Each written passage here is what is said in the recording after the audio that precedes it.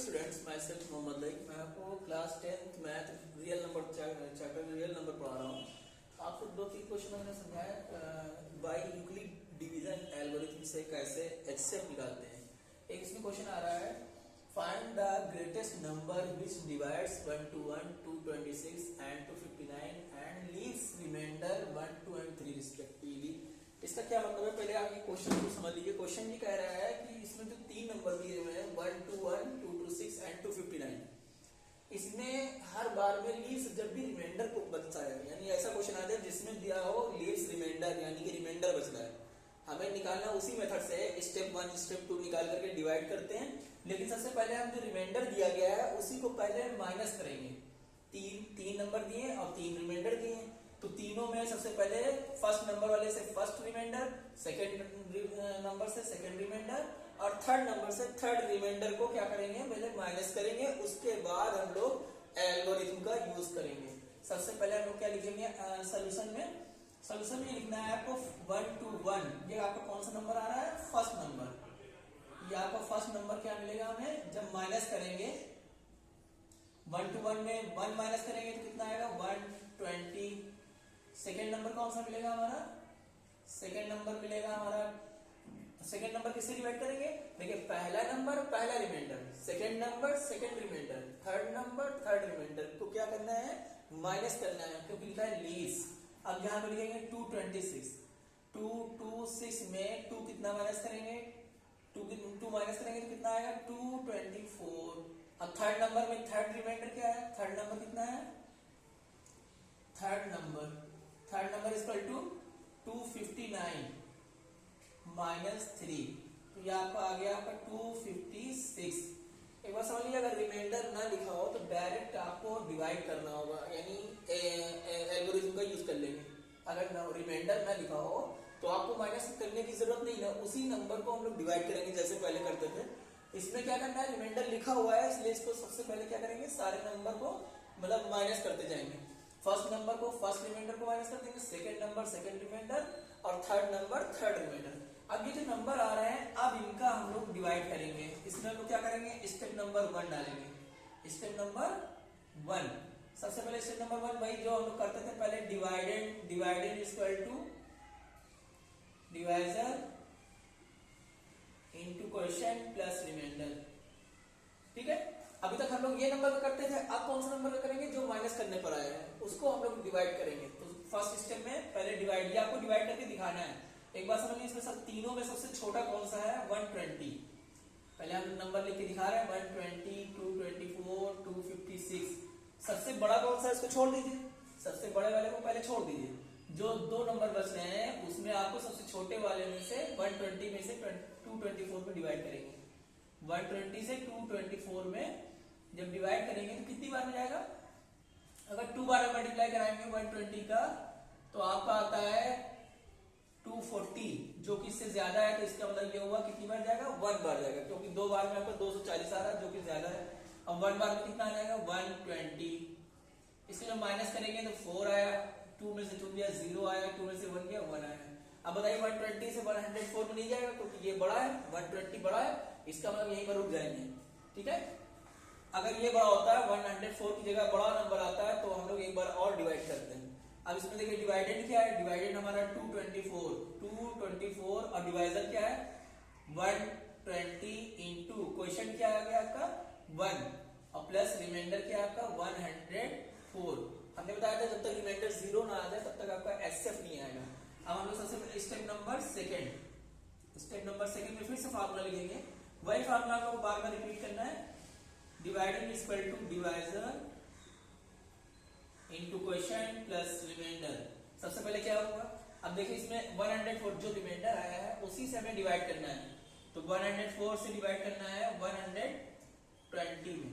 ठीक है, अब समझ लीजिए इसमें डिवाइडेड क्या है, डिवाइडेड हमारा 120 है, डिवाइजर क्या हो गया 104, क्वेश्चन जो आएगा वो लिखेंगे।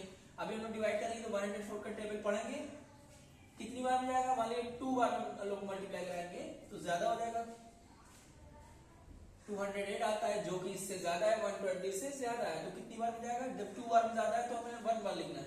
1 बार में कितना आ जाएगा 104, जब इसको माइनस करेंगे तो 6 आएगा और 1 आएगा।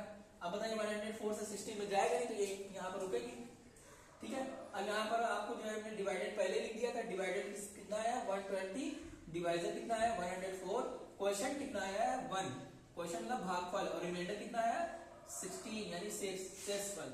अब हम क्या करेंगे स्टेप नंबर 3, फिर वही फार्मूला लिखेंगे, divided is equal to divisor into question plus remainder. अब बताइए इसमें जो रिमाइंडर आता है उसी से हम लोग बार बार रिपीट मतलब डिवाइड कर रहे हैं। 16 का हम लोग डिवाइड करेंगे 104 में, ठीक है। अब ये कितनी बार मिल जाएगा 16 का डिवाइड करना है ना, 16 का डिवाइड करना है तो सबसे पहले 16 का टेबल बनाएंगे। 16 का टेबल क्या होता है 16 7 में कितना होता है 112, 16 7 जा 112 जो कि ज्यादा है 104 से, ठीक है। इसका मतलब कितनी बार जाएगा 6 बार जाएगा। 16 6 जा कितना होता है 96, और इसको माइनस कर देंगे, 14 में से 6 गया कितना बचा 8, ठीक है। अब 16 का 8 में जाएगा नहीं तो अभी हम लोग फिलहाल ये डिवाइडेड की जगह क्या लिखेंगे 104, डिवाइजर की जगह क्या लिखेंगे 16, अब क्वेश्चन कितना आया आपका 6, और रिमाइंडर जो आपका नीचे आता है वो क्या है 8। अब देखिए स्टेप नंबर, ये स्टेप कब तक चलेगा जब तक रिमाइंडर 0 नहीं आ जाता है, ठीक है। और ये आपको फेयर में दिखाना है डिवाइड करके, divided is equal to divisor into question plus remainder, ठीक है। अब देखिए 8 का डिवाइड किस में करेंगे 16 में, 8 का हम डिवाइड किस में करेंगे 16 में, तो आपको जब डिवाइड कर 16 में डिवाइड करेंगे तो 8 2 का कितना हो गया 16, देखिए यहाँ पे 0 आ गया, यहाँ पे पूरा कट गया। लेकिन अभी हमें यहाँ डिवाइडेड की जगह क्या लिखेंगे 16, डिवाइजर की जगह क्या लिखेंगे 8, क्वेश्चन की जगह क्या लिखेंगे 2, रिमाइंडर की जगह 0, यहीं पर रुक जाएंगे क्योंकि आपका रिमाइंडर 0 आ गया। तो इसका जो एचसीएफ आएगा, एचसीएफ इन दोनों नंबरों का, ये जो हम 2 नंबर कर रहे थे अभी तीसरा नंबर बाकी है, ठीक है। तो हम जो 2 नंबर का कर रहे थे उसका एचसीएफ कितना है 8, क्योंकि हमने बताया है जब रिमाइंडर 0 आता है तो जिससे हम लोग डिवाइड कर रहे थे 8 से डिवाइड किया था तभी तो 0 आया, वही 8 हमारा एचसीएफ होगा। अब जो 8 आया है वो तीसरे नंबर में डिवाइड कर देंगे, 8 से हम लोग क्या करेंगे तीसरे नंबर में डिवाइड करेंगे, तो स्टेप नंबर 1 चलेगा 4 था, अब क्या हो जाएगा 5। स्टेप नंबर 5 क्या हो जाएगा divided is equal to divisor into question plus remainder. अब बताइए 8 का हम लोग डिवाइड करेंगे, 8 के जब डिवाइड करेंगे किसमें 256 में, ठीक है। तो 8 से कितना होता है 24, 5 में से 4 क्या कितना बचा 1, और ये 6 उतार दिया। 8 का टेबल अभी 16 में जाएगा, 8 टू कितना हो जाएगा 16, अब 0 आया। अब बताइए 8 इसी एक स्टेप में आपका 0 आ गया, तो हम लोग क्या लिखेंगे पहले डिवाइडर की जगह क्या लिखेंगे 256, डिवाइजर की जगह क्या लिखेंगे 8, इनटू क्वेश्चन की जगह क्या लिखेंगे 32, और प्लस रिमाइंडर की जगह 0। अब इसका स्टेप आगे नहीं चलेगा क्योंकि रिमाइंडर 0 आ गया, लेकिन किसके डिवाइड करने में 0 आया था 8 से डिवाइड करने में 0 आया। तो हमारा जो लास्ट स्टेप होगी एचसीएफ इज इक्वल टू क्या आ जाएगा आंसर 8, यही हमारा क्या होगा आंसर होगा एचसीएफ इज इक्वल टू 8। आप लोग ध्यान रखिएगा स्टेप वही चल रही है जो हम लोग कर रहे थे पहले, बस ध्यान ये देना है आपको जहां पर रिमाइंडर क्वेश्चन आ जाए, जहां पे लिखा हो कि लीव्स रिमाइंडर 1 2 एंड 3, इसका मतलब होगा 3 नंबर दिए हुए और 3 रिमाइंडर दिए हुए।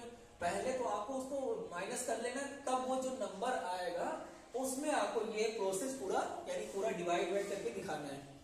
तो इसमें आपको स्टेप 1 स्टेप 2 स्टेप, पहले आपको बड़े नंबर को छोड़ देना है, जो 2 नंबर बचेंगे उसमें से छोटे वाले को डिवाइड करना, छोटे वाले से जब उसका एचसीएफ आएगा तो वो जो छोड़ा था उसको लास्ट में डिवाइड करके चेक करेंगे, ठीक है। अब ये हमारा आंसर क्या आएगा 8। इसका क्या मतलब हुआ 8 से जो है इसमें हम लोग तीनों नंबर कट कर देगा, इससे को मतलब क्या होता है 8 से ये तीनों नंबर कट हो जाएंगे। Thank you.